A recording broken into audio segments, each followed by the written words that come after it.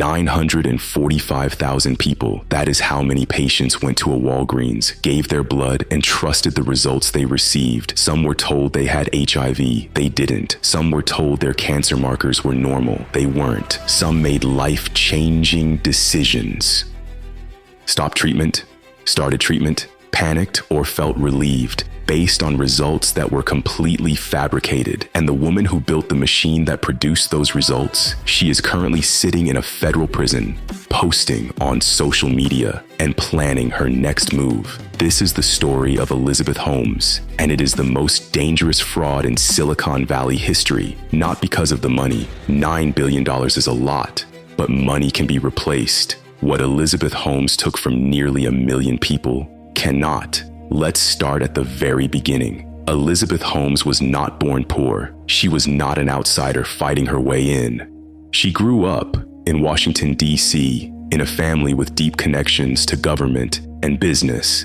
Her great-great-grandfather co-founded the Fleischmann's Yeast Company. Her father worked for Enron and later the U.S. government. From a very young age, Elizabeth Holmes had one obsession. She wanted to be a billionaire, not wealthy, not successful, a billionaire. She told her father this when she was a child. She wrote it down in letters to herself. She studied the people who had done it, and she decided early on exactly what kind of person she needed to become to get there. That detail matters because what comes later isn't an accident. It's a plan. In 2002, Holmes gets into Stanford University to study chemical engineering. She is brilliant, driven, and relentless, but Stanford isn't moving fast enough for her. In 2003, she takes a summer internship at a biosafety lab in Singapore. This is during the SARS outbreak. She watches people being tested for the virus. She sees the process, needles, tubes, labs, days of waiting, and she has what she later describes as a revelation. What if you could do all of this from a single drop of blood from your finger? What if testing was so fast and cheap and painless that everyone on the planet could afford it? What if you could catch diseases before they became death sentences?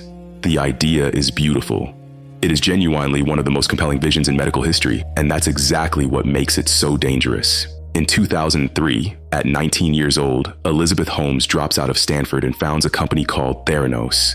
The name is a combination of therapy and diagnosis. She designs a device she calls the Edison, named after her hero, Thomas Edison. The pitch is simple: a small cartridge of blood, a small reader machine, hundreds of tests, results in hours, all for a fraction of the cost of traditional labs. She envisions Theranos machines in every pharmacy, every clinic, every home, democratizing healthcare, saving lives, changing medicine forever. She takes this idea to investors, and this is where Elizabeth Holmes, the performer, makes her first appearance. She has already started deepening her voice. The natural voice of Elizabeth Holmes is light and high. The Elizabeth Holmes who stands in front of investors speaks in a deep baritone that sounds like authority itself. She has already bought her first black turtleneck. She studies Steve Jobs with academic intensity, not just his products, his presence, the way he pauses, the way he stares, the way he creates a reality distortion field so powerful that people believe things they shouldn't. She practices the unblinking stare in the mirror. She learns to hold eye contact past the point of comfort. She learns that if you look away first, you lose power. She never looks away first, and it works immediately. By 2004, she has raised her first $1 million from investors who never asked a scientist to verify a single claim. By 2010, Theranos has raised over $92 million. By 2014, the company is valued at $9 billion. Elizabeth Holmes personally is worth $4.5 billion on paper. She is on the cover of Forbes, Fortune, Time magazine.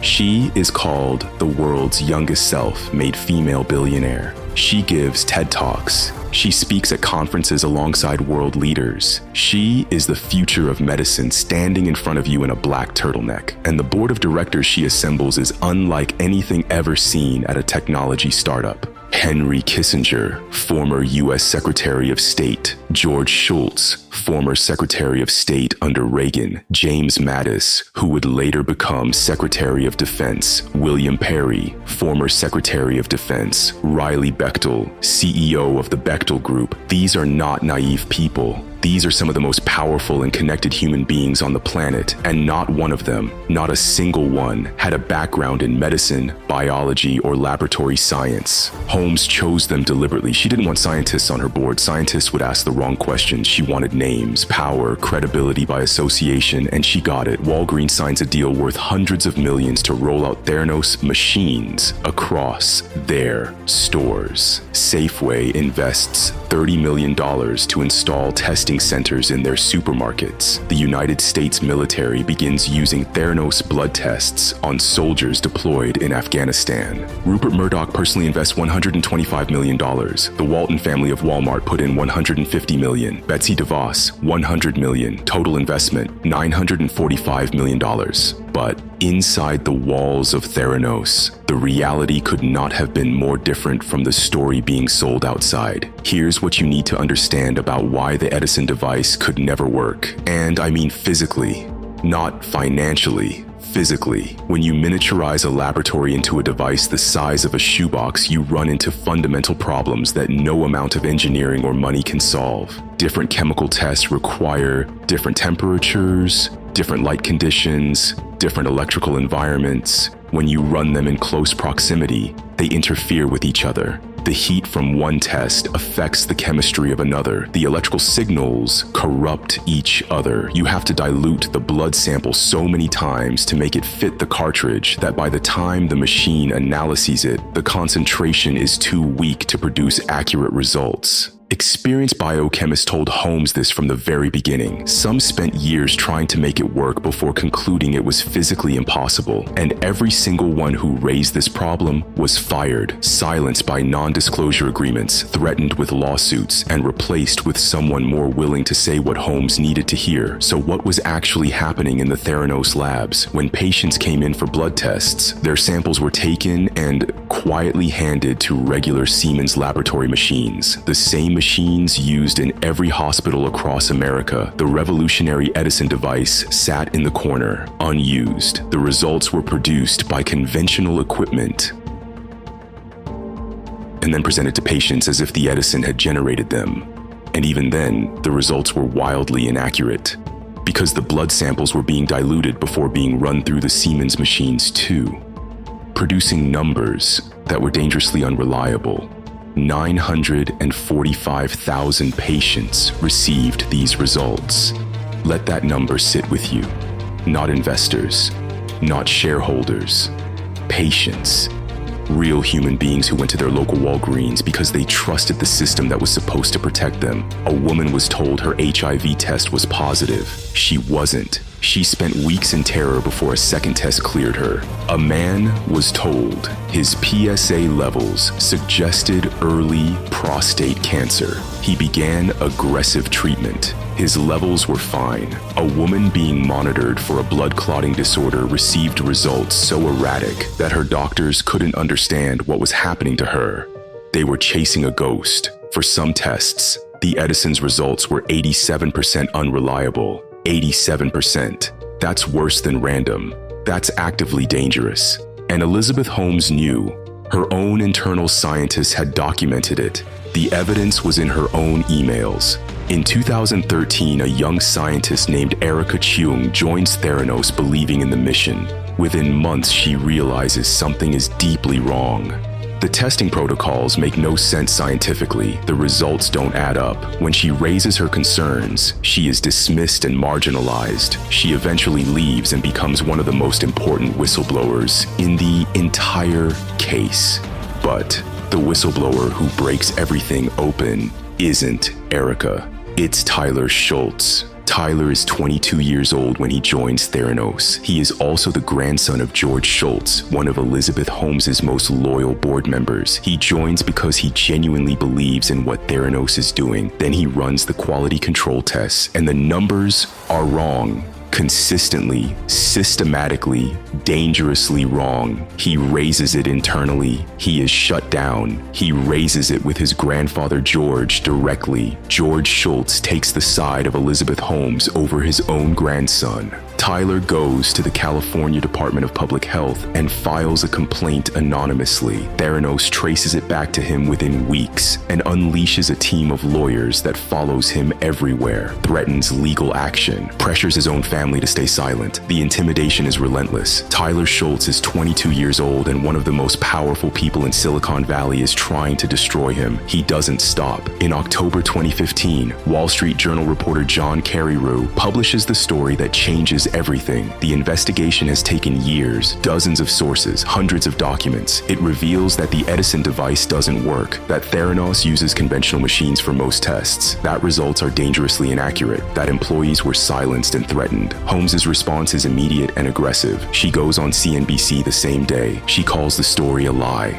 She calls Carreyrou a tabloid journalist. She is confident, polished, and completely believable if you don't read the actual evidence, but the regulators do read it. The FDA arrives at Theranos headquarters. The Centers for Medicare and Medicaid Services investigate the laboratory. What they find is so severe they do something almost unprecedented. They ban Elizabeth Holmes personally from operating a medical laboratory for 2 years. Walgreens terminates the partnership. Safeway writes off their entire investment. Partner after partner walks away. By 2018, Theranos is dissolved. And in June 2018, the Department of Justice indicts Elizabeth Holmes and Sunny Balwani on 9 counts of wire fraud and 2 counts of conspiracy. Now let's talk about Sunny Balwani, because his role in this story is barely told. Ramesh Sunny Balwani was Elizabeth Holmes' secret boyfriend. He was 14 years older than her. He funded Theranos in its earliest days. Holmes hid their relationship from everyone, staff, investors, the board, for years. He served as president and COO.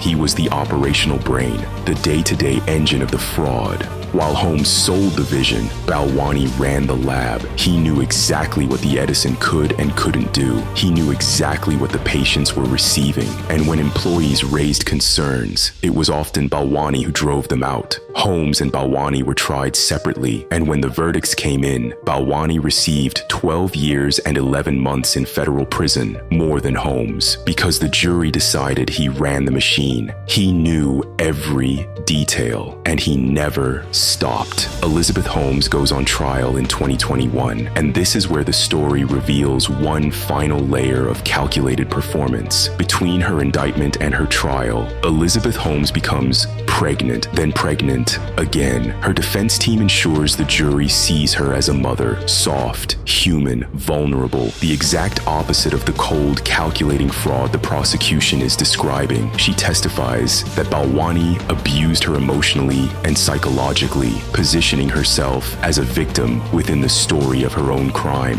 The strategy is sophisticated. It is also, in the eyes of many observers, a final act of manipulation in a career built entirely on them. In January 2022, the jury convicts her on 4 counts of fraud. In November 2022, she is sentenced to 11 years and 3 months in federal prison. She begins serving her sentence in May 2023. And this is where the story becomes unlike anything we have ever seen before. Elizabeth Holmes, from inside a federal prison in Bryan, Texas, is still performing. In early 2026, she begins posting on social media from prison. The content is carefully crafted. She talks about redemption, second chances, the future of healthcare, the same language, the same cadence, the same vision, just repackaged for a prison context. And people are engaging with it. Some are sympathetic, some are fascinated, some, and this is the most terrifying part, are inspired. Because the culture that created Elizabeth Holmes hasn't changed. Silicon Valley still rewards the founder who drops out, still celebrates the visionary who moves fast and breaks things, still funds the pitch deck over the proof of concept. AI companies are raising billions today on promises that sound exactly like Theranos in 2014. Revolutionary technology, democratizing access, changing everything. Show us the data, trust us. The data is coming. We built a mythology around a certain kind of founder. Young, bold, slightly reckless, seeing what others can't. And Elizabeth Holmes didn't abuse that mythology. She studied it, mastered it, and weaponized it against all of us. Theranos cost nearly 1 million patients their trust in a medical system that was supposed to protect them, and the woman who built that fraud is currently planning her next chapter from a prison cell. The real question was never whether Elizabeth Holmes was a criminal. The jury answered that. The real question is what we do with the culture that made her possible, that still makes people like her possible. That is right now, in some pitch meeting somewhere, listening to someone promise to revolutionize everything and not asking nearly enough questions. Subscribe, because the next one is about a fraud that started not in Silicon Valley, but in the halls of power, and the consequences made Theranos look contained.